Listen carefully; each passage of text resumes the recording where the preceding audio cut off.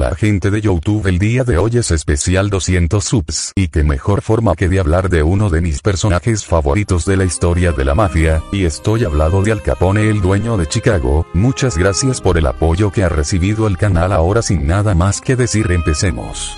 Al Capone nació el 17 de enero de 1899, en el municipio de Brooklyn en la ciudad de Nueva York. Sus padres eran de origen italiano, los cuales llegaron a Estados Unidos en 1893, por lo tanto Al Capone es un italoamericano. Al Capone también tuvo 8 hermanos, de los cuales Ralph Capone y Frank Capone ayudarían a su hermano con su imperio criminal. Tiempo después, cuando Al Capone era un adolescente, fue expulsado a los 14 años por haber golpeado a una profesora en la cara. Después de esto tuvo que tomar algunos trabajos, desde vender dulces hasta ser jugador de béisbol semiprofesional, pero un tiempo después de estos trabajos Al Capone conoció a Johnny Torrio, un mafioso que influyó mucho a Al Capone, siendo este como su maestro en el submundo criminal. En 1918, a la edad de 19 años, Al Capone se había casado con una joven chica, la cual dio a luz a su primer hijo, Albert Francis Capone.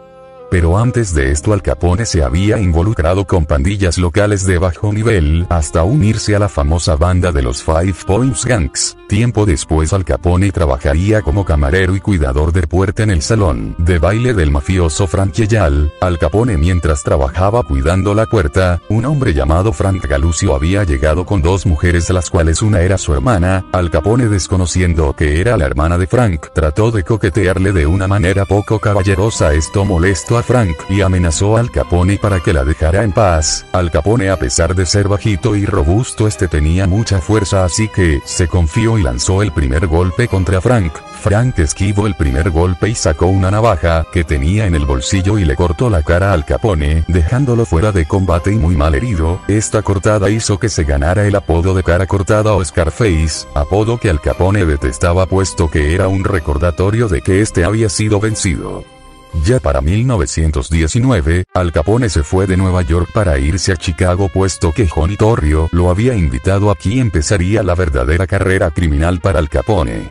Al Capone trabajó para Colosimo, líder de la mafia de Chicago. Al Capone trabajó como su portero en uno de sus burdeles. Aquí Al Capone contrajo la sífilis, pero después ascendió en la organización, pasando a ser pistolero y ejecutor de este mismo. Tiempo después Torrio le propuso a Colosimo que entraran al negocio del contrabando, aprovechando la prohibición, pero Colosimo se rehusó a esto. Esto hizo que Torrio y Al Capone miraran a Colosimo como alguien débil y que sería un estorbo para su negocio. Así que Johnny Torrio le dijo a Colosimo que un cargamento estaba a punto de llegar a su restaurante, y Colosimo, confiado, fue a comprobar que esto fuera cierto, pero no fue así. El 11 de mayo de 1920 Colosimo fue asesinado por una trampa puesta por Johnny Torrio y Al Capone, mandando a Frank Yeyal a asesinar a Colosimo, y lo consiguió, pero esta es una de las teorías que se cree que fue la posible, puesto que también se piensa que Al Capone fue el que lo mató y otros que fue su esposa, pero después del asesinato de Colosimo, Johnny Torrio y la familia tomado el liderazgo de esta, y teniendo Al Capone como su mano derecha.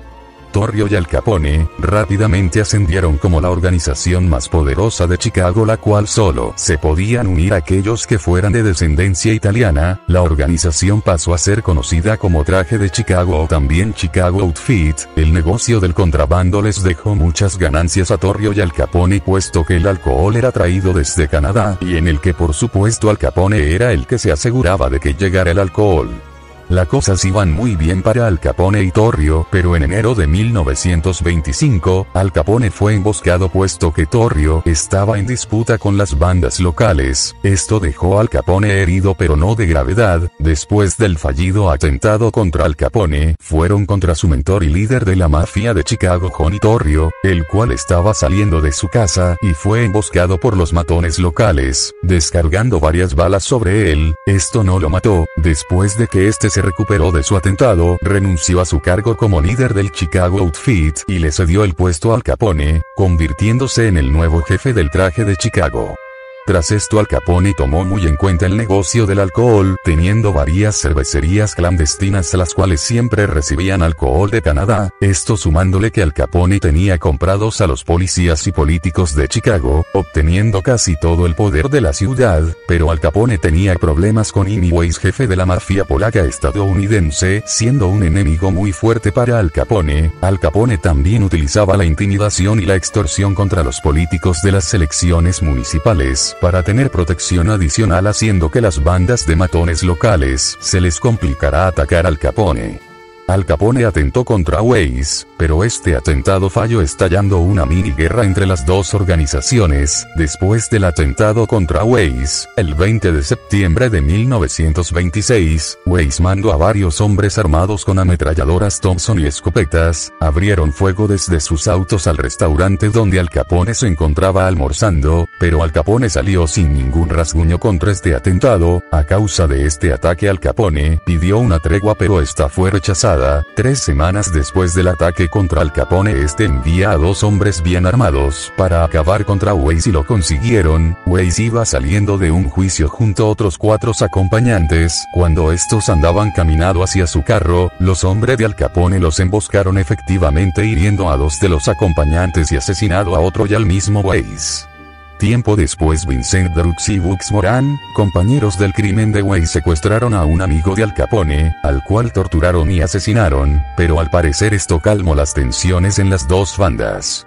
Ya para 1925, Antonio Lombardo, un aliado de Al Capone, fue nombrado jefe de la Unión Siciliana. Esto molestó a Joe Aiello, el líder de una de las organizaciones de Chicago. Molesto le echó la culpa a Al Capone, cortando todo tipo de relaciones con Lombardo y Al Capone, llegando a tener una relación fría. Joe Aiello hizo varias alianzas con enemigos de Al Capone para facilitar su eliminación. Joe Aiello tenía planeado asesinar a Al Capone y a Lombardo, llegando al punto de ofrecerle $10,000 al chef que le preparaba la comida en el restaurante favorito de Al Capone, esto para que lo envenenar. Obviamente el chef no haría tal cosa y le contó todo el plan a Al Capone. Obviamente Al Capone no se quedaría con los brazos cruzados y mandó a varios matones a destruir varios negocios de Aiello con varias balas de ametralladoras Thompson. De hecho, los hombres de Al Capone abrieron fuego contra la panadería de los hermanos Aiello, hiriendo al hermano de Joe Aiello, Antonio Aiello.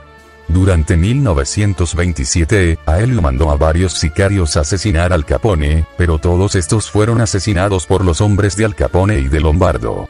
Aiello, cansado ya de la situación con Al Capone, decidió pagar una recompensa de $50,000 estimados a quien sea para asesinar a Al Capone. Se informa que varios hombres trataron de cobrar la recompensa, pero todos terminaban en la misma historia, asesinados, hasta que un día uno de los aliados de Al Capone, Ralph Sheldon, trató de cobrar la recompensa, pero fue descubierto por Frank Nitti, un aliado de Al Capone, el cual emboscó a Sheldon en un hotel disparándole, pero esto no acabó con Sheldon, pero sí le quitó la idea de meterse con Al Capone.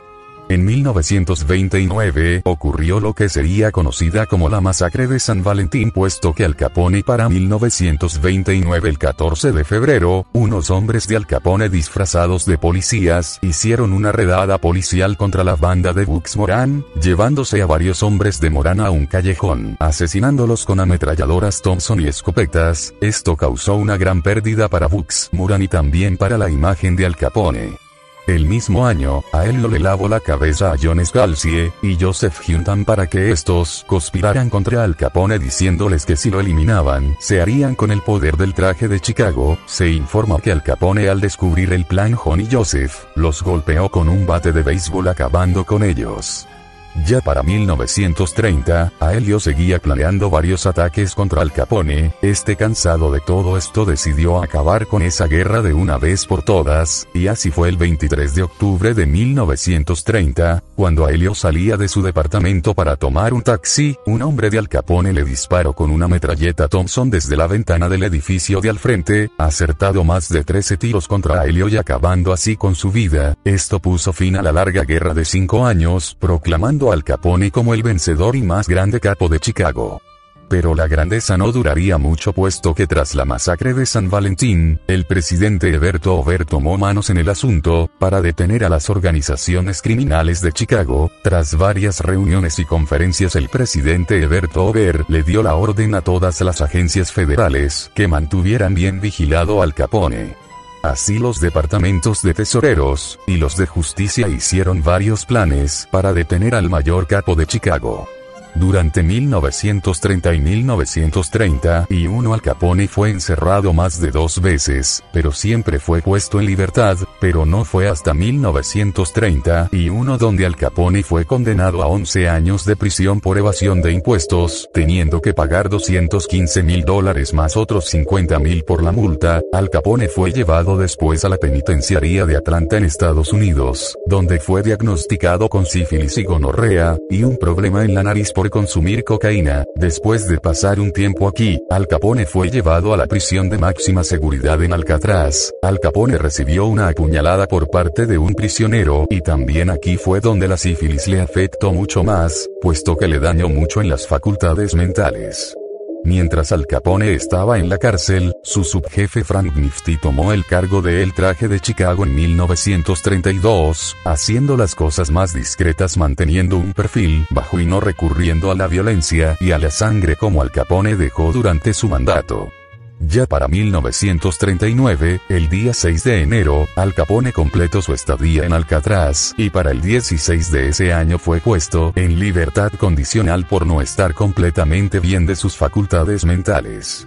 Este año Al Capone estaba tomando tratamientos para tratar a la sífilis, que ya era algo mortal en él. Durante este año hasta 1946 Al Capone no gozaba de buena salud, puesto que su estado mental y físico empeoraba cada vez más, llegando a un punto que sus especialistas y psiquiátricas deducieron que para 1946 Al Capone ya tenía la mentalidad de un chico de 12 años.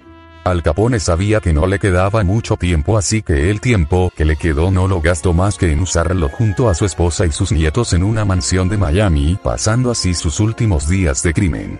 El día 22 de enero de 1947, el dueño de Chicago, el líder del Traje de Chicago, el señor Al Capone, falleció rodeado de sus seres queridos debido a un ataque al corazón, terminando así con la vida de uno de los gángsters italianos más famosos y conocidos del siglo XX, el mafioso Al Capone. Y bueno chicos, hasta aquí el video de hoy, espero que les haya gustado este especial 270 subs. Este video de capos estaba pensado hacérselo a Frank Costello, pero me pareció mejor hablar sobre este señor del crimen, que por cierto, como curiosidad, el nombre del Traje de Chicago se dio puesto que Al Capone acostumbraba a llevar trajes caros y muy costosos, y también como curiosidad extra en Los Simpson se hace referencia a la masacre de San Valentín, pero obvio con el humor de Los Simpson. Espero que les haya gustado, porque en lo personal este ha sido uno de mis favoritos en realizar, ya que me interesa mucho estos temas. Si quieren que hable sobre algún otro gángster, háganlo saber en la caja de comentarios. Yo Mongol, y esto fue un video de capos más.